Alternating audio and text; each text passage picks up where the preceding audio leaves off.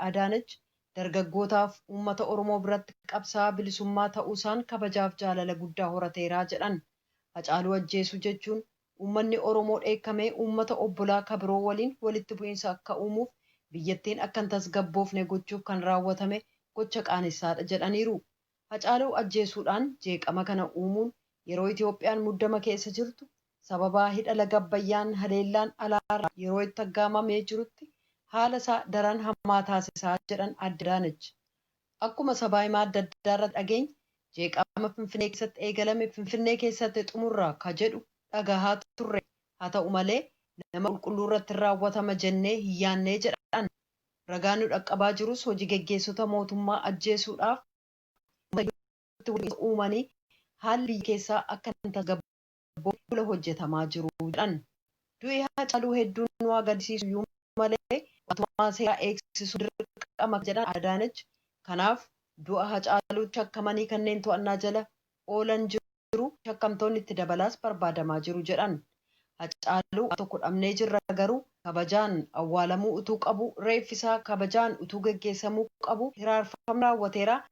Kana qabatee lubbuun badeera jedhan.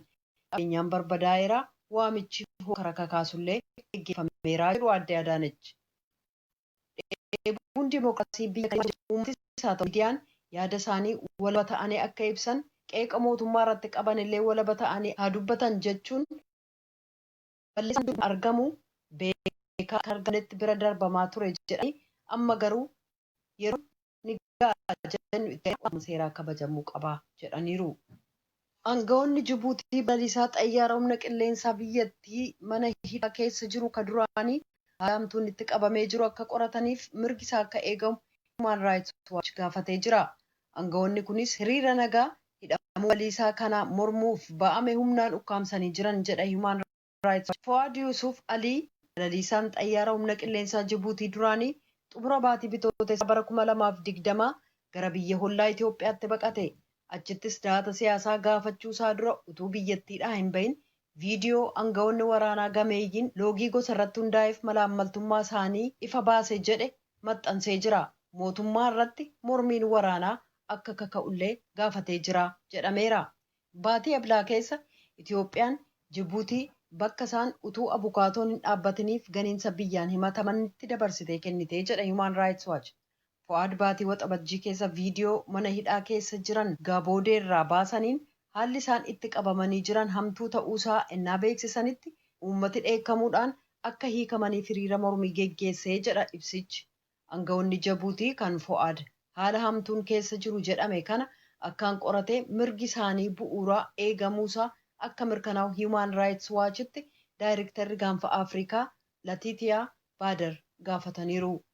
Ministeerri dhimma alaa Masrii Saamee Shukrii golli nagaa eegumsaa ka tokkummaa mootummootaa hidha laga Abbayyaa kan Itoophiyaa ilaalchisee wixinee akka qopheessu gaafatanii jiran.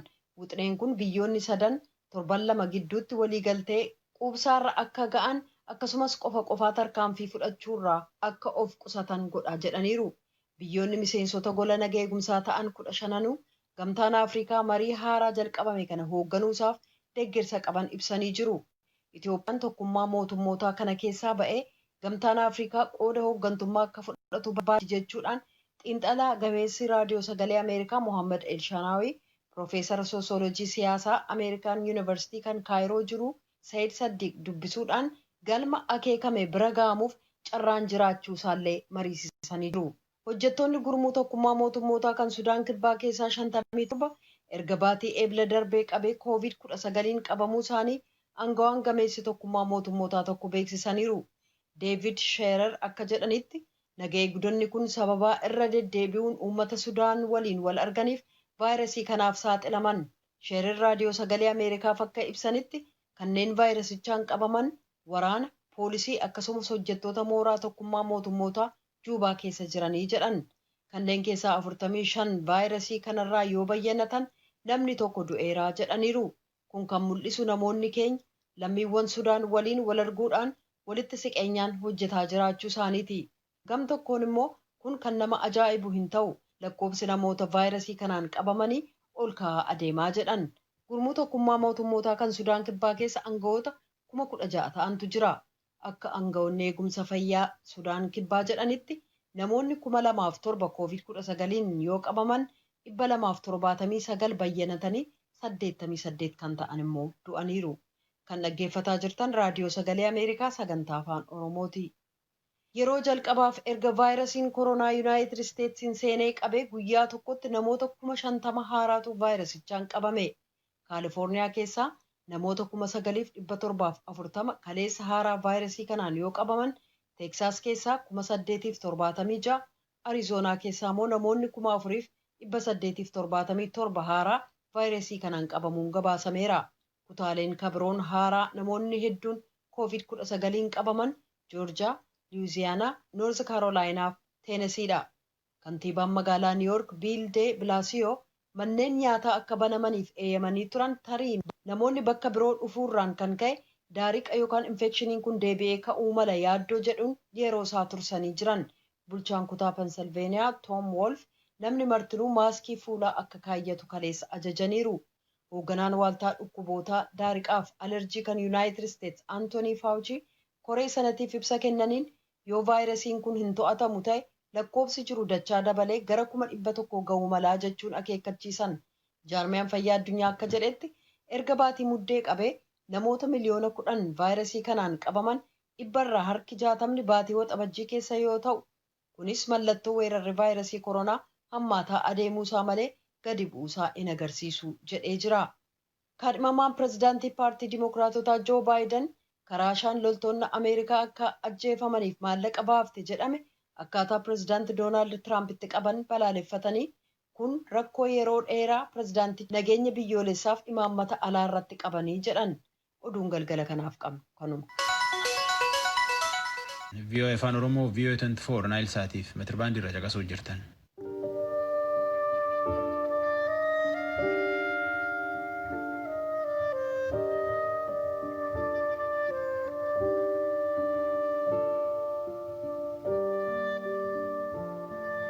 Guyyaa har'aa ganama akka sa'aatii Itoophiyaatti tokkoof walakkaa irraa jalqabee reef artist beekamaaf jaallatamaa Haacaaluu Hundeessaa mana warra isaa magaalaa Amboo lafa dur ganda duwwaa 6 jedhameef amma 7 kuttaa'ee jedhame akka addaa araddaa jedhamee waamamurraa fuudhamee jaallattoota isaa dinqisiifattoota isaa hawaasa naannoo isaa muraasa jiraattota magaalaa muraasa akkasumas maatii isaatiin marsamee gara isteediyeemii yuunivarsiitii Ambootti kageessame yoo ta'u, kabajaa sirna kanaaf jecha baandiin naashinaal baandii Oromiyaa jedhamus bakka sanatti argamee muuziqaan dabaaluusaa dubbatan namoota sirna sana irratti argaman keessaa kanneen raadiyoo sagalee Ameerikaaf yaada isaanii kennan. Eega reef artist Haacaaluu isteediyeemii yuunivarsiitii Amboo qubate booda keessummoonni abaaboo bissii reefficha fuuldura kaa'uu isaanii ka dubbatan namoonni sirnicha irratti argaman kun isaanis bakka bu'aa mootummaa naannoo Oromiyaa obbo Dhaabaa Dabalee, bakka bu'aa mootummaa federaalaa obbo Alamaayyoo Jiguu, hawaasa keessaa obbo Tasfaayee Dhaabaa, artistoota keessaa obbo Sayyoo Dandaanaa fi maatii isaa ta'ullee dubbatanii jiru. Ka sirna sanarratti maatii bakka bu'uudhaan dura dubbatan abbaan artist Haacaaluu obbo Hundeessaa Boonsaa gumaa mucaakoo Waaqayyo haa baasu jechuu isaanii hiriyyaansaaf namoonni kabiroon sana booda dabareedhaan haasawaa dhageessisanis gadda isaanii ibsuudhaan sirni geggeessaa baay'ee kana caalu akka Haacaaluuf taasisamuu malee dubbatanii ammaa booda siidaansaa bakka dhalatasaa Amboo fi magaalaa handhuura Oromiyaa Finfinneetti akka dhaabbatuuf gaafatanii jiru jedhan namoonni sirna sanarratti argaman kun.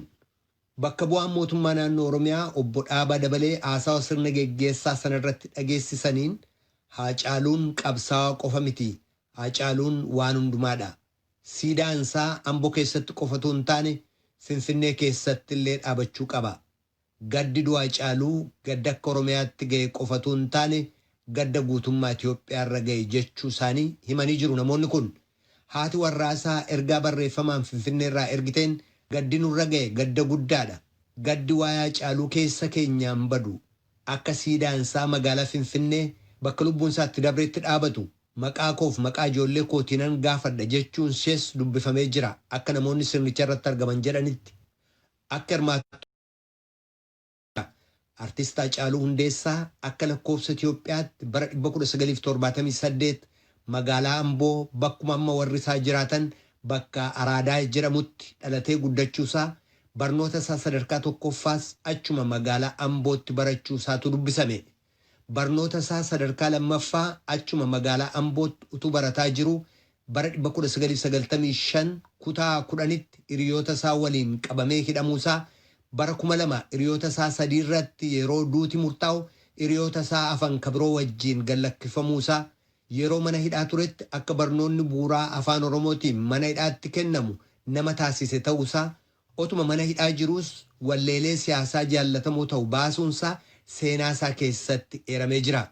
Waggoota 9 booda immoo albamii walleelee isaa jaallatamoo lammaffaa baasuusaa fi biyyoota Ameerikaa, Eeshiyaa fi Awurooppaa irra naanna'ee agarsiisa muuziqaa guguddaa agarsiisaa turuusaatu dubbatame. Achi boodallee walleeleen artist Haacaaluun baase gama artiif gama qabsootti uummata kakaasuudhaan qooda guddaa gumaachuunsaa dubbatamee jira. Sirni geggeessaa isaa isteediyeemii Yuunivarsiitii Amboo keessatti eega xumurame booda reeffa artist Haacaaluu Hundeessaa maarshii baandii naashinaal Oromiyaatiin dabalamee jaallattoota isaa, firoota isaa, hawaasa naannoo muraasa akkasumas maatii isaatiin marfamee gara bakka waalchaa reeffi isaa qubatu gara waldaa kiristaanaa Ortodoksii Yesuusitti geessamee kabajaan awwaalamuu isaa dubbatanii jiru kanneen sirnicha irratti argaman.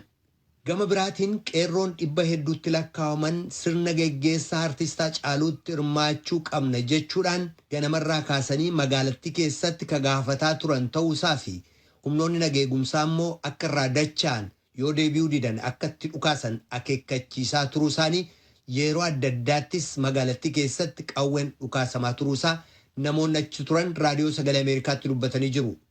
Namoonni ijaan argan akka jedhanitti yeroo reeffi artist Haacaaluu mooraa Yuunivarsiitii Ambootii ba'u dargaggoota hedduu sirna geggeessaa sanatti hirmaachuudhaaf gaafataa turanii fi humnoota mootummaa gidduutti walfalmii uumame irratti dhukaasa banameen namoonni 10 ol rukutamanii jiru.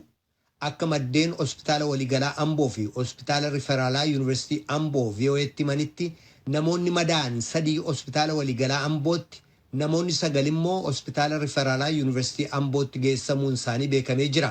Kanneen hospitaala riferaalaa Yuunivarsiitii Ambootti geessaman 9 keessaa 2 du'uun isaanii himamee jira.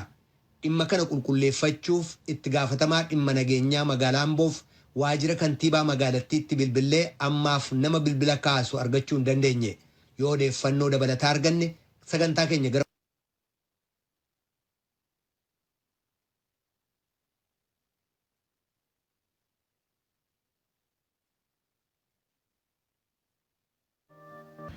Haacaaluun nam sirbaan seena dubbatu, nam jaalala dubbatullee, nam sirbeellee sirbisiisu, kalaafaallee jabeessu, jaawaallee qaroomsu jedhanii faarsan. Warris beekmaan jedha. Mee gara jaalannee san deebisa isii namda dubbise. Waggaa 2 dura jechuun baatii adoolessa bara 2018 keessa Haacaaluun dargaggootaan marsamee akka ture gaafatame akkas jechuun nu ibsee ture. Kaleessa akka lakkoofsa yookaan sa'a biyya kanaatti naannoo sa'aatii 11 gara keetti galuudhaaf yoo jedhu naannoo Meeksikoo kolleejii koomarsii bukkeetti ijoollee kubbaa laaltee baatu fakkaata tiishartii deeggaraa waan ta'eef kaawwatteetti olmosti lakkoofsaan nama 10 nama ta'u bakkaan konkolaataa dhaabee nama dubbisaa jirutti dhufanii afaan Amaaraatiin ati dhibboodha ati zaranyaadha jedhanii wantoota garaagaraa natti bu'anii waan milee kiyya irratti hintimee ta'u an ofirraa dhoowwuudhaaf laallaan xiqqoo narratti waan hin taane yaaluu barbaadanii inni guddaan yaada isaaniiti agartee kan uummanni Oromoo qabsaa'ee kan sabaan sablammiin biyyattii kun qabsoo gaggeessaa ture namni kamuu ilaalcha fedhe akka gaggeessu namni kamuu waan itti amane akka godhuuf malee ilaalcha tokko jalatti hacuucamuuf natti hin fakkaatu. Adeemsa kanaan warri dantaa isaanii duubaan milkeessuudhaaf warri barbaadanis yoo jiraate qabsiitti fufa. Namoonni akkasii kun mirga argameef agartee fayyadamanii yakka raawwachuudhaaf socho'an kana biyyi kun biyya seerrii fi heerrii jirudha. Seeraan ala seera ga'oo godhatanii qaamotiin seeraa akka gaaffii mataa gara dabarsanii isa namaaf geessan, isa nama hidhan, isa nama reeban kana akka dhaaban qabsoofne malee akka baalageen akka barbaadeef akka nama akaakala dhoowwisuuf qaamonni seeraa qaamota kana hojjetanii seeratti dhiyeessuudha. Erga seerri jiraate, erga mootummaan biyya jiraate. Namni duwwaa maal of eeggataree qaamonni gurmaa'anii dantaan isaanii tuquman yoo nama ajjeesu ta'e guyyaa meeshaa hidhatan yoo nama reebu ta'e nama salphisu ta'e kan isaan seeratti hin dhiyeessine seerri hin jiru taanaan kun irratti taata jechuudha. Torban tokko dura Haacaaluu wajjin Finfinnee keessa akka turan kan naa ibsa jiraataan magaalaa Poortlaand obbo Dassuu Tafarraa akka jedhutti. Haacaaluu wajjiniin gara ji'a afuriitiif waliin turre qabataa hojii koovidiitiif biyya deemeen ture.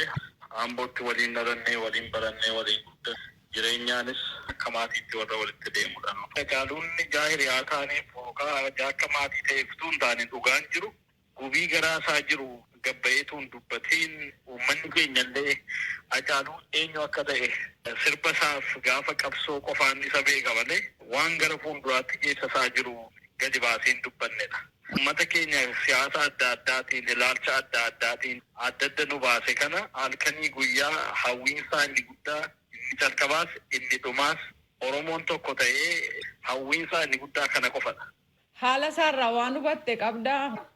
Yeroo baay'ee walitti deemnee haasofnaa keessumaatii galgala gara jamoo kondominiyeemiyaan jedhu darbee gara alanganaatti dhaangalu dukkaneeffannee al tokko yoo xinnoo ishee aduunni ijaan amanteef manaan ga'uuf hin deemna.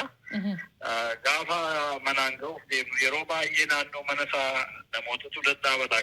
Soorris kana ijaan amanneef yeroo hunda amma dandeenyeen naa faana jiru eeggannoo akka inni of taasisu hiriyoota keenyas amma dandeessan akka addan baane gochaa turre garuu gadheen guyyaa eeggatteetu namaaf gootii akka carraa kana fayyadamanii Haacaaluun yeroo baay'ee sodaarraas dhimma hin qabu sodaatees hin beeku. Nuti akkana jedhaan malee guyyaa tokko iyyuu hin sodaatu homaattuu isaanii lakkaa'u waan ta'eef. Rakkina guddaa sirra daraa kee of eeggadhu ennee ta'uun sappoortii goonee advaayizii tokko kennee fi konkolaataa iyyuu jijjiiree namoota adda addaatu yeroo baay'ee konkolaataa yeroo saa dheeraa faa deddeemutu isa duuka jira. Kanaanumti ofii koo Oowwitu nasii ta'e argeera. Inni du'aafis sodaan qabu. Sodaatees hin beeku. Akkuma immoo hundi keessan argitan miidiyaa Oromoo kamirrattuu gabba'ee gaafa haasa'u waa'ee Oromoo walitti fiduuf waa'ee fuuldura Oromoo waa'ee nuyi garbummaa keessaa akka sabaatti ba'uu irratti waan ta'eef kan inni xiyyeeffatee jiru waa'ee lubbuu isaateef ani maatii ani saba kootiif qaaliidha akkuma jedhee Haacaaluun qaalii isaa yookaan waadaa isaa eegee utuu nun salphisiin gara kabajaa deemeera. Waan karoora gara fuulduraatti baay'ee waliin qabnu akka hiriyaatti akka sabaatti akka maatiitti wantoota baay'ee jiru turanii wanti ta'u hundumtuu karaa irratti hafee jechuudha kun akka. Boonyee akka gootota keenyaa waallee gallee warra akka Taaddasaa Birruufaa warra akka Sarraa Abbaa Gadaafaa warra Fidaafaa warra nuuf qabsaa'anii ija keenya nuu banan lafee isaanii akka nyaannettidha kan ilaalu hangama kootiin. Oromiyaa keessatti wanti ta'aa jiru ji'oota 3 oliif taa'ee ijaan argee dhufe. Finfinnee keessatti maqaatu nutu Oromoodha maqaa keenyatu Oromoodha malee kan nurra gaallabaa oolu akka fardaatti warra kunoo har'a kana nu godhedha. Akka sabaatti akka biyyaatti akka waliin dhaabannee akka saba keenya isinis warri miidiyaarra jirtan rabbiif jedhaati rabbiif lafee saba kanaatiin qabamtanii akka nama keenya walitti utuufdan warri siyaasa beekus warri hin beeknes tokkoon dhaabannee harkatti wal qabannee dhaabaan amantiidhaan ilaalchaan dhiiraaf dubara jechuu dhiisnee waliin dhaabannu qaadhaamsa naa dabarse rabbii fedhi. Akkuma Haacaaluu weellisaa nama ta'e akkasumas Haacaaluuf walaloo fi yeedaloo qopheessaa akka ture nama kabiraa dubbiseera of beeksisuudhaan jalqaba. Abdiin Urataan jedhamaa as Washington DC keessa jiraadha. Warri kaan? Simeetu Faan jedhamaa Columbus Ohio jiraadha. Haacaaluun attamitti wal beektu obbo Abdi? Artii dhumatu walitti nu fide bara 2011 calqabaa fi waggaa 13 booda gaafa biyya galuu Haacaaluu yeroo sanatti albama isaa Sanyii Mootii jedhu sanaan baay'ee beekamtii argatee ture. Warra kan isaa gara 2009 akka lakkoofsa faranjiitii kan ba'e albamni keenya lamaanuu inni xiqqoona dursee baasee akkasitti wal beeknaa. Ergan biyya deemee boleessa keenya kunuunsimee tufaa wajjin illee masa barbarree ergasiitii ani Haacaaluun egaa akkuma haadhooti. Obboleessaa fi wal beekumsi keenya achirraa jalqaba. Abboosime gara keessanitti hin deebi'a walleelee Haacaaluu baay'ee isaa Walaloosaas yeedaloosaas isintu barreesseef jedhanii walleef Haacaaluu attamitti ilaaltu? Wallee fi Haacaaluun warruma walii uumame jedhee kan amana. Waaqayyo gaafa nama uumu kennaa tokko namaaf kenna. Kennaa sana abbaatu barbaadee argata. Haacaaluu fi walleen barbaadanii wal argatan. Haacaaluun kenna guddaa artii Oromoo keessatti jijjiirama guddaa fidee fi gara fuulduraatti illee guddina artii Oromoo fi afaan Oromoo keessatti jijjiirama guddaa fida jedhee abdii irraa qabu. Shaakalsiisuu walaloosaa yeedaloosaa waan akkasii irratti yeroo dheeraa isa fudhataa? Abadaan inni yeroo dheeraa isa fudhata ta'uun ta'ini waan anan jechuu barbaade arraba kiyyarraa fudhata dhugaa dubbachuuf yoo ta'e. Haacaaluu waan tokko aayidiyaa gaafa ati qabsiistu inni caala bareechee fiduudhaaf yeroo fudhatu. Haacaaluun yaada tokko yeroo ati qabsiistu yaada sana guddisee bilcheessee yeedaloo ati kennitu yeedaloo akka gaariitti godhee amma namni kenneef sunuu wallaalutti tottolchee as baasa. Haacaaluun nama kenna addaa qabuudha na biratti. Tole weellisaa Abdii. Haacaaluun weellisuun alatti hawaasummaan isaa walii wajjin jireenyi isaa amalli isaa nama akkamiiti? Haacaaluun goota. Haacaaluun nama xiqqeeti. Akkasuma ta'e immoo Haacaaluun nama jaalalaati. Ani dhugaa dubbachuudhaaf artistoota baay'ee isaanii beekaa. Akka Haacaaluutti sooshaalaayizii godhu nama qoosu, nama qubna gara beeku, nama wanna tokko ati itti himte nama inni raanfatu. Haacaaluun guutuudha yoon jedhee sobuun ittiin ta'u. Egaa as dhufee waggaa tokko caala wal bira taa'uudhaaf carraa argatteen Haacaaluu sirriitti bareera. Lamaan keessan waa'ee Haacaaluu namni waan hin beekne jettanii waan yaaddan kan dubbachuu barbaaddan obbo Simeet isiniin jalqabu. Haacaaluun seenaa dhoksaa hin qabu. Waan itti amanee godhu hundayyuu fuula sabaa ija sabaa fuuldura jira. Haacaaluun nama seenaati. Haacaaluun goota murannoo qabuudha. Guyyoota 3 duran bilbilaan quunname. Wanti sooshaal miidiyaa kanarratti deemaa jiru kun sirrii mitiitii jabaadhuu fi eeggadhu jedhee kan itti haasa'e. Har'a immoo attamiin sodaana gorsi taanaan jedhe. Bar wareegamaaf dhalannee jedhe. Waan kana rabbitu afaan kaa'ee natti dubbisaa hin beeku. Wareegamaaf dhalanne waan dandeenyu jennee yoo wareegamne homaa miti sodaatiin obboleessa kiyyanaan jedhe. Guyyoota 3 booda kaleessa kana dhaga'e jechuudha. Humna qabuun dandeettii qabuun hundaan Oromoo fi Oromummaadhaaf kaayyoo sabaa guddaa kana nama ijoollummaadhaan dabarsee of laate. Haaluu Oromoon kan beeku waggaa 10 asii waggoota 5 fi mana hidhaa turee ba'eeti kan inni albeemuu hojjetee gara hawaasa bal'aa fuulduratti arteedhaan beekame. Haacaaluun ijoollummaa isaatii kaasee qabsaa'aa gameessa. Nama wareegama fuuldura dhaabbatee waan hundaa gochuu danda'uudha. Gootaati geesse Haacaaluun. Weellisaa Abdii isinoo? Yeroo calqabaa gara Waashingtan yeroo dhufu namoonni baay'een akka inni biyya kanatti hafuu namoonni baay'een hawaasni jiru.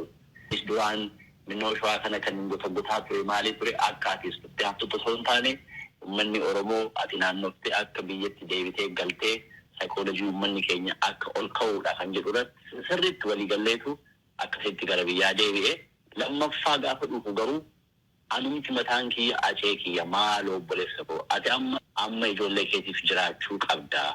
Wanni ta'aa jiru kun baay'ee hamaadha. Isa duraarraan amma hammaatee jira.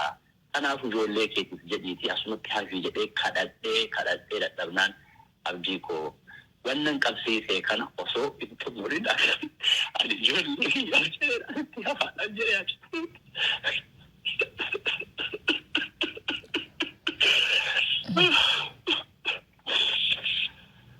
akkasumaan jedhe Haacaaluun ijoolleen kiyyaa eenyu waliinaan jedhe. Kanneen yaada isaanii nuu ibsan mara galateeffachaa maatiif fira weellisaa Haacaaluu Hundeessaa akkasumas kanneen biroof jajjabina hawwina. An jaallannee gammadaatii nagaatti.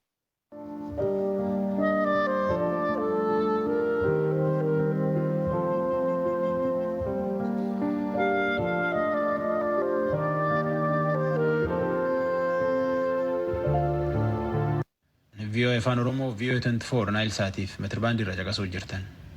vaayirasii koronaa addunyaatti baafatee jedhee namni hedduun mana hojjechuu jira. Nulleen hojjettootii VOA afaan Oromooleen gammaallee manumaa hojjechuu jirra.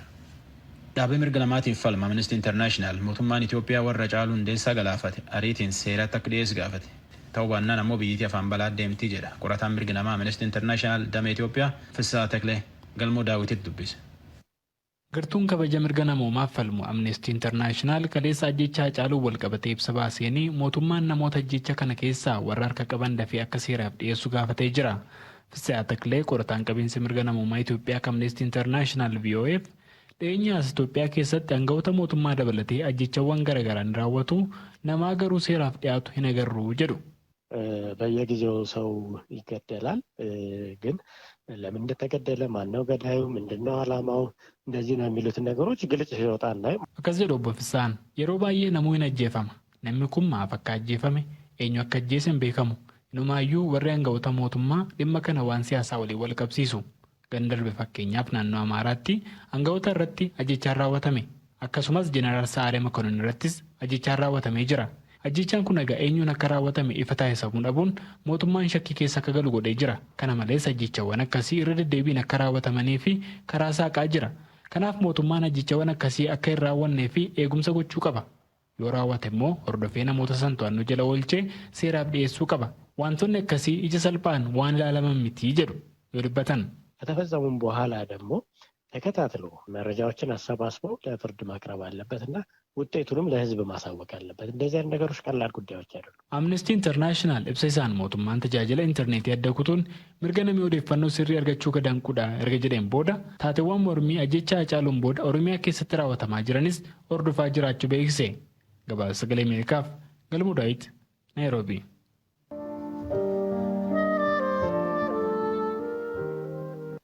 Tarreetan uummata boriitii waldachaan Ansoora Alaaqeeti sagantaa afaan Amaaraatti ta'an.